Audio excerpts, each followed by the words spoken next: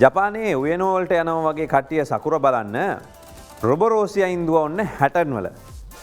ඒ මොකටද දන්නවද? රොබරෝසියා බලන්න එන්න කියලා හැටන් වලට ඉස්සරහට හිම ලස්සන උද්‍යානයක් හදන්න පුළුවන් ඒ කියලා ඒගොල්ලෝ කියන්නේ. හොඳ වැඩක්.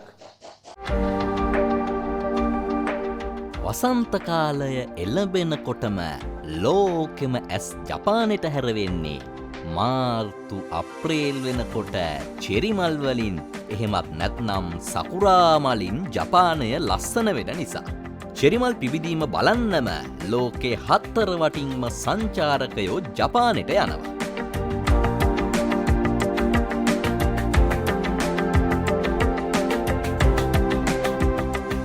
ඉතින් ඒ වගේ ලස්සන චෙරිමල් පිබිදීම වගේ ලංකාවෙත් හැම අවුරුද්දෙම මල් පිබිදීම වෙන තැනක් තියෙනවන ඕන්න එහෙම හිතපු ලංකා තරුණ නීතිඥ සංගමයේ සංචාරක කටයුතු ප්‍රවර්ධන අංශය ප්‍රමුඛ ශ්‍රී ලංකා තරුණ නීතිඥ සංගමයේ සභාපති රෝෂාන් කොරයා නීති උපදේශක නීතිඥ ලක්මාලි ෆොන්සේකා සමග සාමාජික පිරිසක් පහුගියදා ලංකාවේ රොබරෝසියා වසන්තය බලන්න හැටන් මේව දෙනවනම් ඔයාලා ඕන දෙයක් කරනවානේ. මිල්ක් චොක්ලට් පිරුණු ක්‍රීම් තැවරුණු Melbourne real chocolate cream biscuit කියලා කියන්න හැටන් වල රොබරෝසියා හිටෙව්වා මෙන්න මෙහෙම. හැටන් නගරයේ සංචාරක හෝටල් හා නගරයට පිවිසෙන මහාමාර්ග දෙපස තමයි මේ විදිහට රොබරෝසියා මල් පැල හිටෙව්වේ. මේ රොබරෝසියා ගස් ලොකු වෙලා මල් පිපෙන්න අවුරුදු 5ක් විතර කාලයක් යනවලු ඉතින්.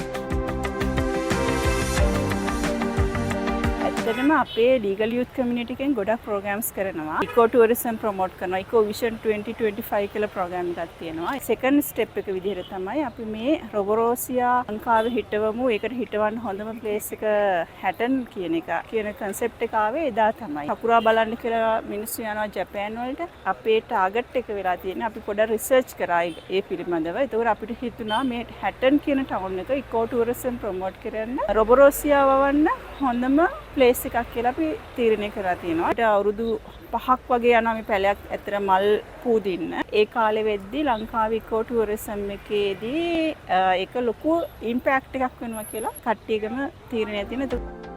කොහොම හරි මේ කියන විදිහට අවුරුදු කිහිපයකින් මේ හිටවපු ගස් ලොකු වෙලා මල් පිපෙන්න ගත්තම අප්‍රේල් මාසයට හරි වසන්ත කාලයට හරි ඔය දෙක කොයි විදිහට හරි වෙලා ඒ කාලෙදී හැටන් ප්‍රදේශය රොබරෝසියා මල් වලින් පිරුණු අති සුන්දර පැත්තක් වෙයි.